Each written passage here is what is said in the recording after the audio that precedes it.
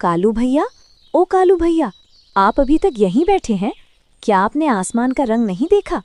उत्तर से आने वाली हवाएं हड्डियों को जमा देने वाली हैं। गबरू भाई कह रहे हैं कि आज रात इस जंगल में पिछले 100 सालों की सबसे भयानक बर्फबारी होगी। अरे जा जा, छोटी सी जान और बड़ी बड़ी बातें। सुनहरी, तू इतनी डरपोक क्यों है? हर साल हवा ठंडी होती है, इसका मतलब ये नहीं कि हम अपना घर छोड़ गए। और तूने क्या कहा? गबरू भाई, वो बूढ़ा हो गया है, उसे अब जमीन पर पड़े कीड़े भी हाथ ही नजर आते हैं। लेकिन कालू भाई, इस बार मामला अलग है। मैंने खुद देखा है कि पहाड़ों के पीछे से बर्फ की सफेद चादर नीचे आ रही है। हम सब पक्षियों ने तय किया है कि हम दक्षिण की घाटी की तरफ प्रवास करेंगे। वहां मौसम सुहावना है।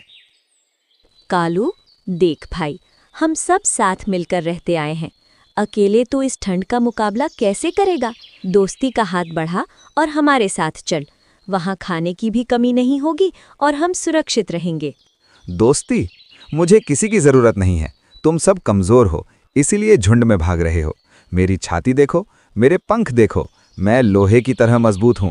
ये बर्फबारी मेरा कुछ नहीं बिगाड़ सकती। जाओ, मुझे सोने दो और दोबारा मुझे भाषण देने मत आना। कालू भैया, ये अहंकार अच्छा नहीं है। कुदरत के सामने कोई ताकतवर नहीं होता। हम कल सुबह सूरज निकलने से पहले निकल जाएंगे। ये आखिरी मौका है, सोच लो। सोच लिया। तुम जाओ, अपनी जान बचाओ। मैं यहीं इस पेड़ का राजा बनकर रहूंगा। रात गहरी होने लगी थी। बाकी चारों पक्षी एक बड़े पेड़ के छेद में जमा हो गए ताकि सुबह की उड़ान की योजना बना सकें। बाहर हवा की सरसराहट अब चीखों में बदल रही थी। कालू अकेला सबसे ऊंची टहनी पर बैठा अपनी ताकत के गुमान में था। आधी रात का वक्त था। अचानक हवा इतनी तेज हो गई कि पेड़ की टहनियां टूटने लगीं। कालू, जो खुद को बहुत बहादुर समझ रहा था, उसकी सिट्टी पिट्टी गुम होने लगी। ये क्या हो रहा है? हवा इतनी ठंडी है कि मेरी चोंच जम रही है। नहीं, मुझे घबराना नहीं चाहिए। मैं कालू हूँ, सबसे शक्तिशाली। तभी बर्फ की बड़ी बड़ी बूंदें गिरने लगीं। कालू के पंखों पर बर्फ जमने लगी, जिससे उसका शरीर भारी होने लगा। वो उड़ने की कोशिश करता, लेकिन उसके पंख पत्थर जैसे सख्त हो गए थे। उधर पेड़ के नीचे सुरक्षित छेद में चारों पक्षी जाग रहे थे। सुनो, बाहर क्या आवाज आ रही है?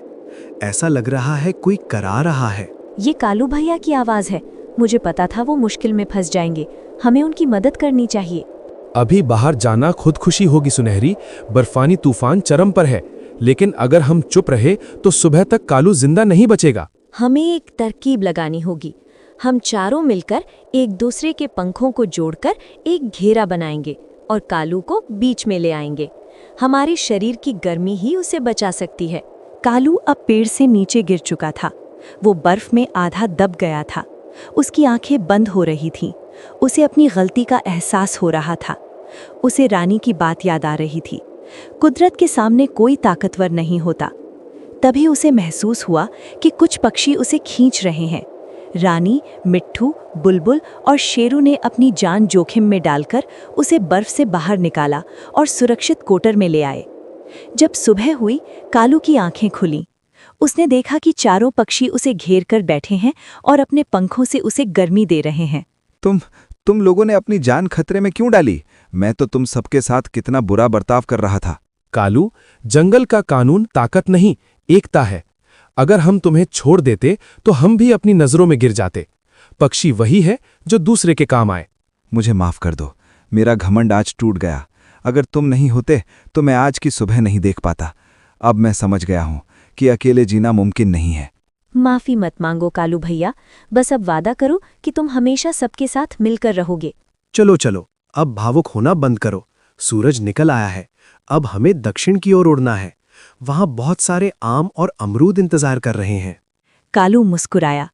उसने पहली बार महसूस किया कि दोस्ती का सुख क्या होता है। पांचों पक्षियों ने एक साथ उड़ान भरी। इस बार कालू सबसे पीछे नहीं, बल्कि सबके साथ कंधे से कंधा मिलाकर उड़ रहा था।